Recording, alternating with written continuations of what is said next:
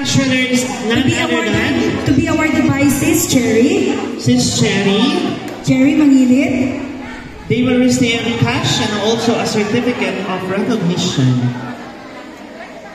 So, balik na muna kayo, ha? Okay?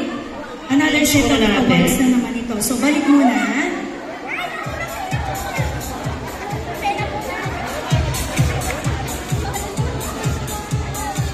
Okay.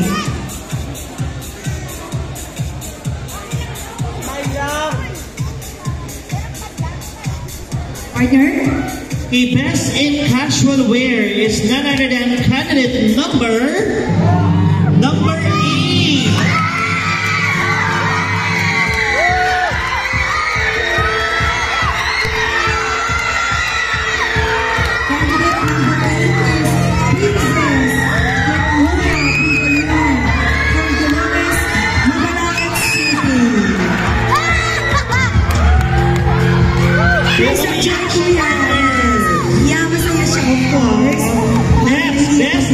Sportswear.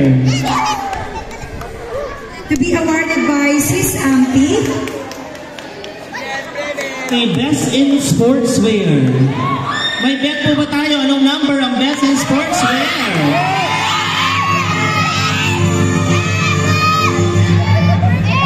The best in sportswear. Again, candidate number 8.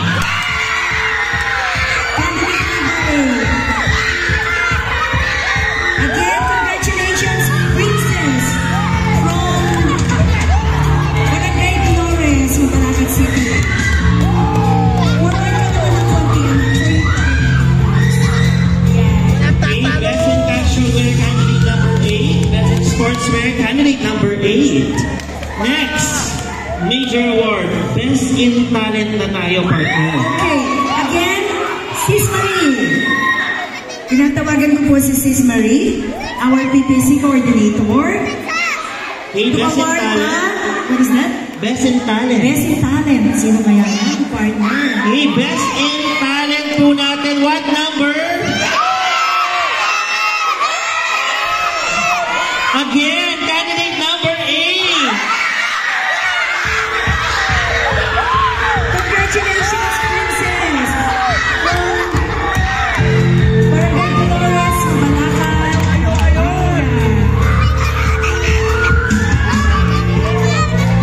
I'm sure pati yung nanay niya umiiyak niya. Actually, yung ano niya, super saya. Next partner, yung Best in Little Dolorosa, partner. I think alam ko na to, no? Napakaganda ng costume niya kagabi. To be awarded, partner. To be awarded by Sis Myra Alazo again. Isa pa yan. Sis Myra, can you come up to stage, please?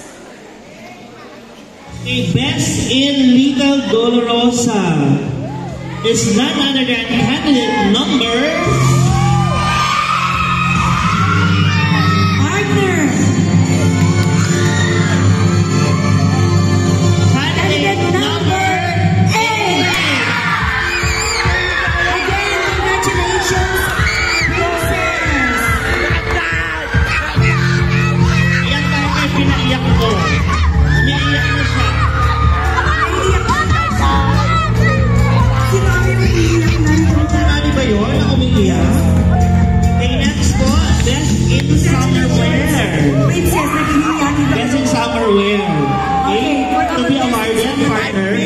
Awarded by Sis Villalur. 5 feet. Best in summer wear. Ano pong number ang bet? Candidate number...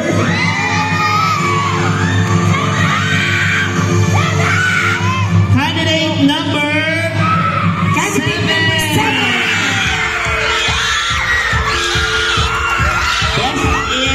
Summer wear. Candidate number 7. Candidate number 7 is Natasha Maris A. Sousa from Marcos Village, Malacan City. Last award po ng major awards, Best in Evening Gown. Best in Evening Gown? Ayan po ang evening gown natin. Sino po ang bet natin, partner? Ngayon, Best in Evening Gown.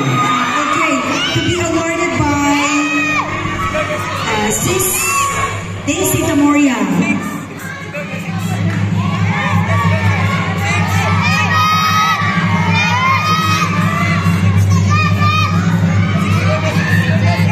Okay, our best in evening gown is candidate number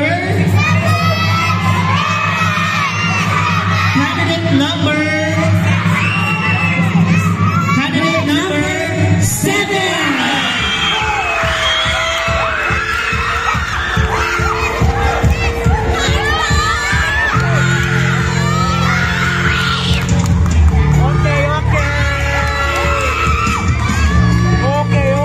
So, after this, we will proceed right away to our question and answer portion, right? Partner? Tulog na kayo! Kami ng corona! So,